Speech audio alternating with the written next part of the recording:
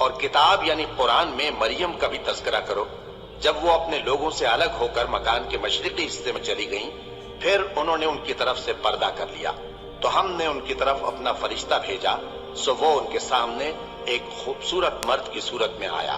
مریم بولی کہ اگر تم پرہیزگار ہو تو میں تم سے بچنے کے لیے رحمان کی پناہ لیتی ہوں۔ فرشتے نے کہا کہ میں تو تمہارے پروردگار کا بھیجا ہوا یعنی فرشتہ ہوں، اور اس لیے آیا ہوں کہ تمہیں پاکیزہ لڑکا بخشوں۔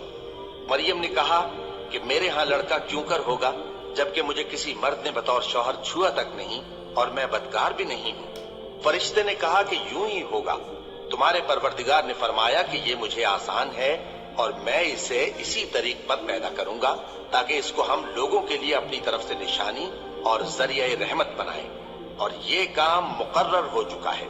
چنانچہ وہ اس بچے کے ساتھ حاملہ ہو گئیں اور اسے لے کر ایک دور جگہ چلی گئیں۔ پھر درد ذہ ان کو کھجور کے تنے کی طرف لے آیا، کہنے لگی کہ کاش میں اس سے پہلے مر چکتی اور بھولی بسری ہو گئی ہوتی۔ تب ان کے ٹیلے کے نیچے کی جانب سے فرشتے نے ان کو آواز دی کہ غمناک نہ ہو، تمہارے پروردگار نے تمہارے نیچے ایک چشمہ پیدا کر دیا ہے، اور کھجور کے تنے کو پکڑ کر اپنی طرف ہلاؤ، وہ تم پر تازہ عمدہ کھجوریں گرائے گا، تو کھاؤ اور پیو اور آنکھیں ٹھنڈی کرو۔ اگر تم کسی آدمی کو دیکھو تو کہنا کہ میں نے اللہ کے لیے روزے کی منت مانی، تو آج میں کسی آدمی سے ہرگز کلام نہیں کروں گی۔ پھر وہ اس بچے کو اٹھا کر اپنی برادری والوں کے پاس لے آئیں۔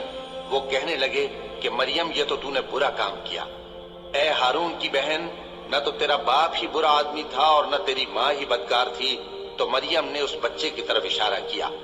وہ بولے کہ ہم اس سے کہ گود کا بچہ ہے کیسے بات کریں؟ بچے نے کہا کہ میں اللہ کا بندہ ہوں، اس نے مجھے کتاب دی ہے اور نبی بنایا ہے، اور میں جہاں ہوں اور جس حال میں ہوں اس نے مجھے صاحب برکت بنایا ہے، اور جب تک زندہ ہوں مجھ کو نماز اور زکوٰۃ کا ارشاد فرمایا ہے، اور مجھے اپنی ماں کے ساتھ نیک سلوک کرنے والا بنایا ہے اور سرکش و بدبخت نہیں بنایا، اور جس دن میں پیدا ہوا اور جس دن مروں گا اور جس دن زندہ کر کے اٹھایا جاؤں گا مجھ پر سلام ہے۔